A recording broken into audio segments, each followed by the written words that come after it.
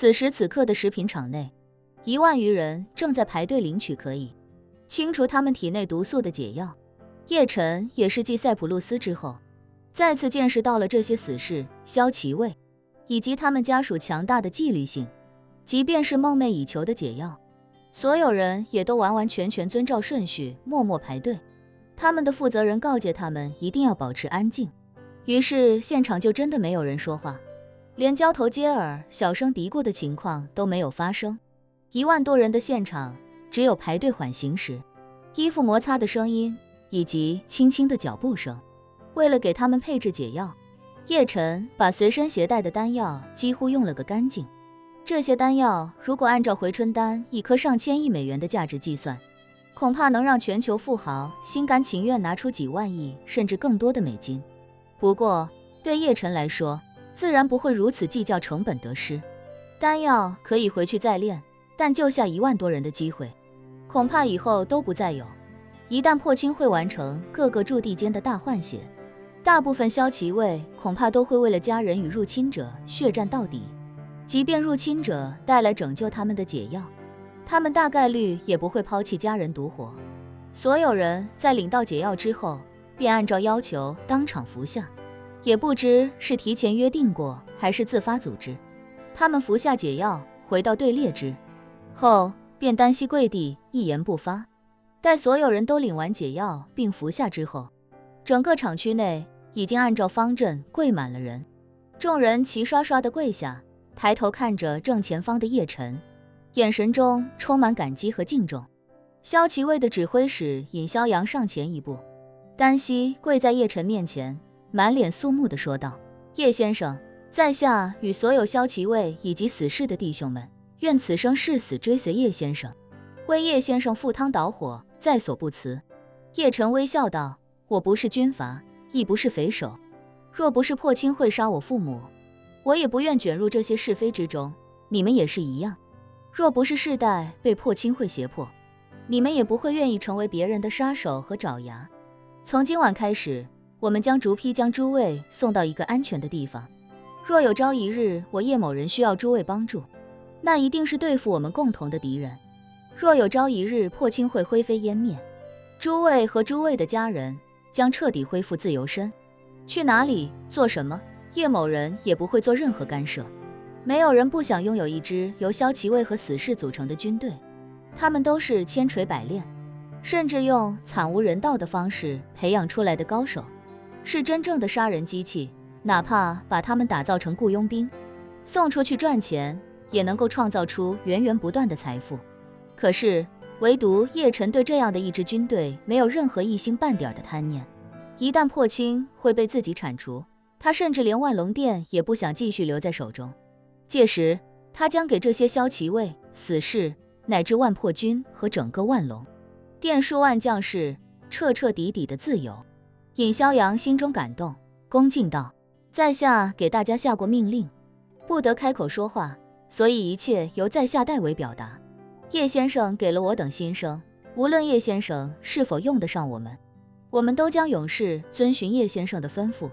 任何时候，任何事情，只要叶先生开口，我等莫敢不从。此承诺不止我等恪守，我等的子孙后代也必将恪守。言罢，他双手抱拳，高举于头顶。厂房之中忽然掀起一阵疾风，竟是所有人同时将双手抱拳举于头顶所产生的劲浪。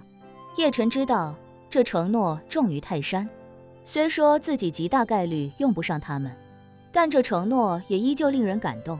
于是他也不做推脱，微微点头，开口道：那我便先谢过诸位了。言罢，他对尹逍阳说道：尹指挥，你们来制定今晚第一批撤离的人员名单，天黑之前做好准备。尹逍阳立刻道：在下遵命。这时有一位万龙殿的将士快步进来，对叶晨和李亚林说道：叶先生、李探长，有车过来了，车里只有驾驶员一个人。李亚林顿时警惕地问道：确定只有一个人吗？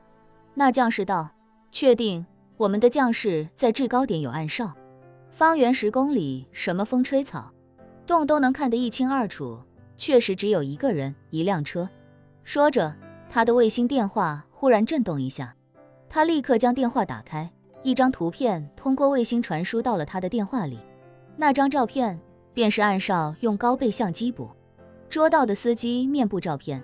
李亚林看了一眼，便稍稍松了口气，道：“这人是食品厂原来的老板，估计是来看升级进度的。”说罢，李亚林又道：“通知外面的弟兄，如果他只是在周围观察，就不用管他；如果他想偷看里面的情况，只要他人没进来，都不用管；如果他想进来，就把他拦住；如果他表明要来找我就出去见他。”好的，李探长。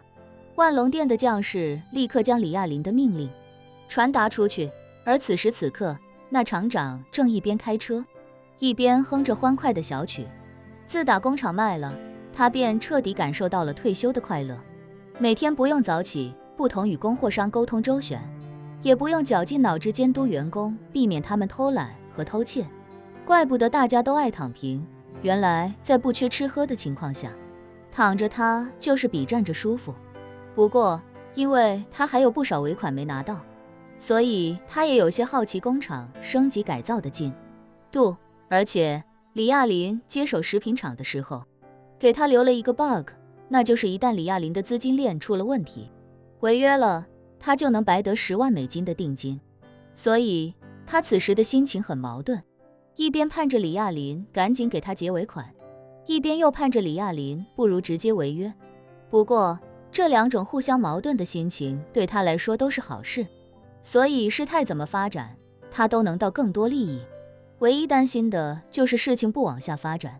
正因为如此，他才忍不住想过来看看情况，看看改造升级是不是顺利。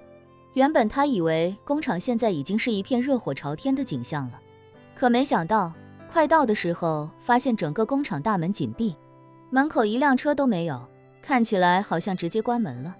他把车停在大门口，随后下车驻足，竖起耳朵听了一会儿，也没听到里面有什么动静。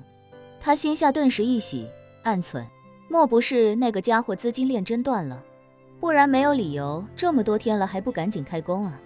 就算要等设备，起码也要先对原本的设备进行拆除，对土建结构进行改造吧。疑惑之间，他赶紧凑到门口，见大门是从里面锁的，便趴在铁门外往里看。这时，一个男人走出来，皱眉问道：“你是做什么的？”那老板赶忙道：“我是这里的老板。”“哦，不对，是上一任老板。你们的负责人还欠我不少尾款没有结算，所以我来看看。”那人道：“想见我们负责人是吧？你等一下，我去叫他。”说罢，便转身又走了回去。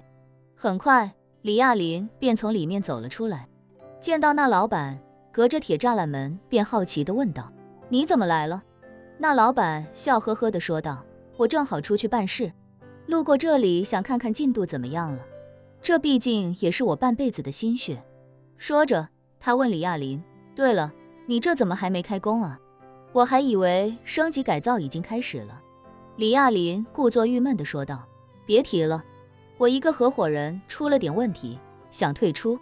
我这2天正在做他的工作，顺便也联系其他人看看能不能拉一个新的合伙人。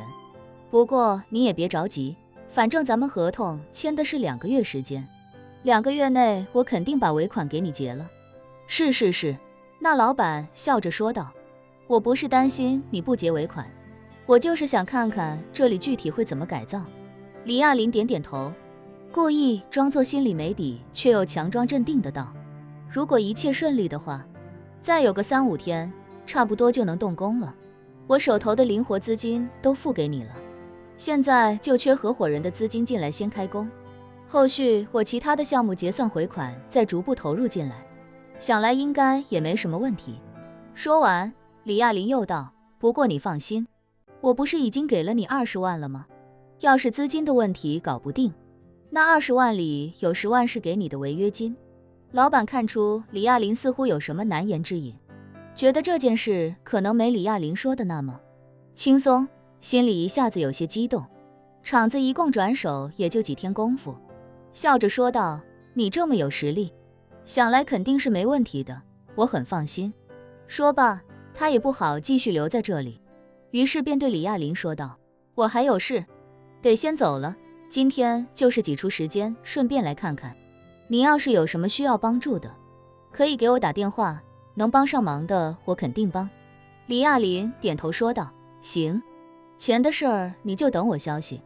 反正我跑得了和尚跑不了庙，工厂还没过户，尾款付不上厂子还是你的，你就尽管放宽心。”那老板一听这话，更觉得李亚林好像遇到了很大的困难，心里喜不自胜，笑眯眯地说道：“我放心，我肯定放心，那就先这样，你忙着，我走了。”眼看那老板开车离开，叶晨从厂房里走出来，站在李亚林身边道：“李探长，此人似乎很开心啊。”李亚林点头道：“他肯定觉得我遇到了困难，我刚才说过3-5天应该能动工，他肯定会记在心里，3-5天之后再过来看看。我们如果能在这之前做好撤离工作，等他下次再来的时候，这地方就人去楼空了。